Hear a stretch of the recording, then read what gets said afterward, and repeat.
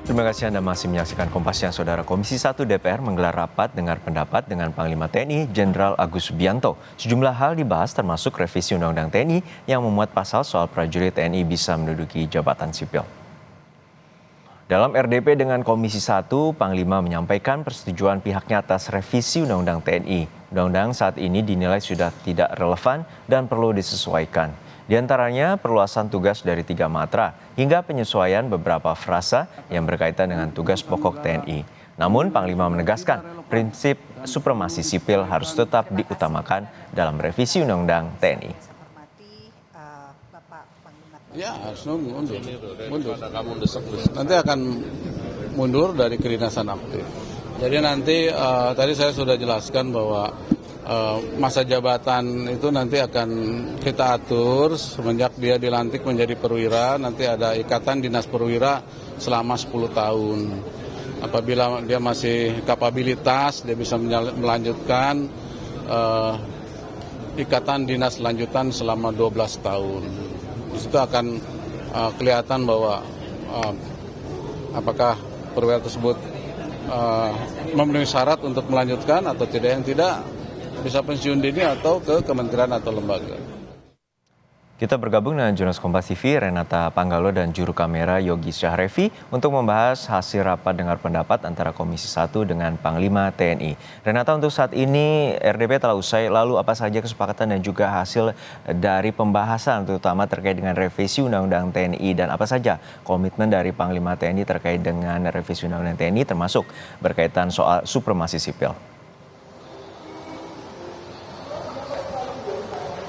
Ya, selamat siang Juno dan juga saudara. Memang RDP-nya ini sudah selesai, tetapi yang bisa kita garis bawahi adalah Panglima TNI ini menyetujui dari rencana revisi Undang-Undang TNI, yaitu Undang-Undang Nomor 34 Tahun 2004. Panglima TNI tadi juga sudah menjelaskan bahwa memang undang-undangnya ini sudah berumur 20 tahun sehingga perlu direvisi karena sudah tidak relevan dan dibutuhkan penyempurnaan, diantaranya seperti memperluas masing-masing matra yang memang kita tahu ada 3, ada TNI AD, TNI AL, dan TNI AU, kemudian juga memperkuat peran intelijen strategis dan juga memang ada beberapa frase yang harus disempurnakan karena ini berkaitan dengan tugas pokok dari TNI. Kemudian juga Panglima TNI ini dalam pemaparannya juga menyambut baik revisi undang-undang ini bisa mewadahi isu keamanan non-tradisional seperti siber, kemudian nubika, dan luar angkasa. Dan tentunya juga ini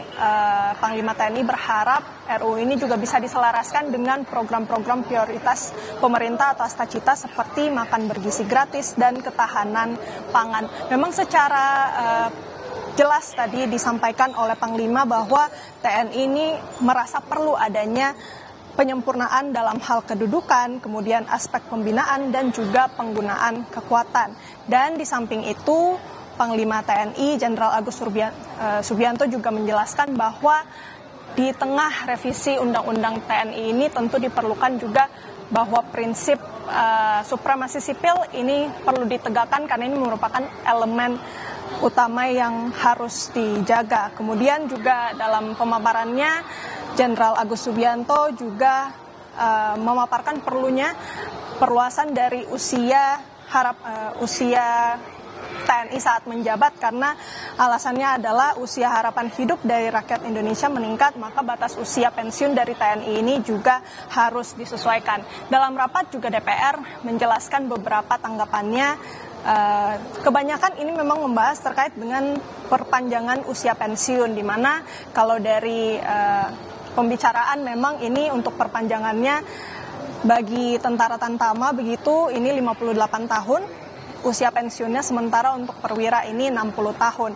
Di satu sisi memang DPR ini memberikan usulan bahwa perpanjangan usia ini juga harus sejalan dengan produktivitas.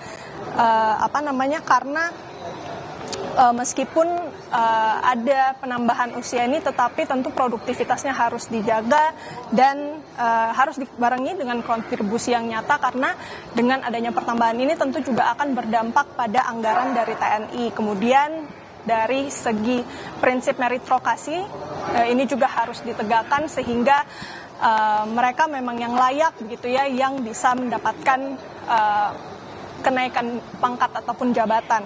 Kemudian juga mengenai tata kelola jabatan ini juga disinggung oleh anggota DPR, kemudian sinergitas TNI dan juga psikologis dari tentara, tunjangan-tunjangan terutama mereka yang bertugas jauh dari ibu kota, dan juga ada prediksi bahwa anggaran TNI ini bisa mencapai 1,6% dari PDB, atau ini kalau dikira-kira sekitar 343 triliun per tahun untuk menambah kekuatan dari TNI. Kalau kita tarik ke belakang, memang kemarin Menteri Pertahanan Syafri Syamsuddin dalam rapat bersama dengan Komisi 1 juga sudah membicarakan mengenai revisi Undang-Undang Nomor 34 Tahun 2004 ini terkait dengan Tentara Nasional Indonesia atau TNI, dan dalam pernyataannya ada 3 pasal saja yang akan diubah, yakni pasal 3 mengenai kedudukan TNI, kemudian pasal 47 mengenai penempatan prajurit TNI di kementerian dan lembaga, dan juga pasal 53 mengenai batas usia pensiun. Sepertinya ini juga sejalan dengan pemaparan dari Panglima TNI yang memang merasa perlu ada penyempurnaan dalam aspek kedudukan, kemudian pembinaan dan juga penggunaan kekuatan. Jadi akan kita lihat, apalagi juga kemarin sudah disebutkan oleh Menteri Pertahanan bahwa akan ada diperluas begitu ya 10 pos jabatan yang bisa diduduki oleh pejabat ataupun perwira dari TNI, ini bisa menjadi 15 pos jabatan untuk perwira TNI. Jadi kita lihat bagaimana diskusinya, karena rencananya besok akan digelar juga rapat panja mengenai RUU TNI ini. Juno. Baik, terima kasih atas laporan lengkap Anda, Jurnalis Kompas TV, Renata Panggalo dan Yogi Syahrevi dari Gedung DPR RI Jakarta.